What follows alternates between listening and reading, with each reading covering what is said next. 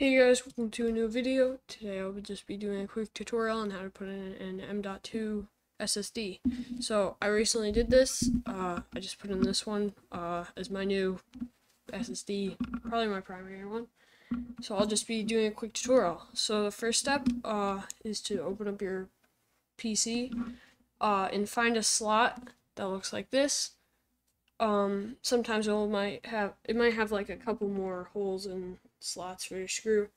Usually, I don't think it will come with the correct screw type, so you'll have to find that somewhere, some store. But usually you'll find one. It's not too hard. And once you find a working screw, just insert it into the that small rectangular thing like in the picture, and then screw it into the hole, and you should be good. But that's not all. So once you do that, I believe you just hit manage here. Should open up this big thing and just go down to disk management.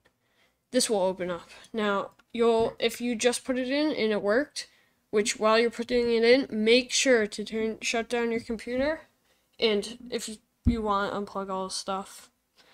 It is sometimes pretty hard to get the screw in. Mine was hard because it was under like the graphic or some card thing. So you'll get a thing that says like, would you like to add this drive or hard drive or something?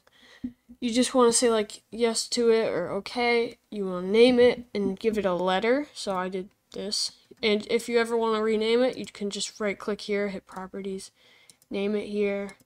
Got all the info here. Yeah, that's really it. So thanks for watching and bye.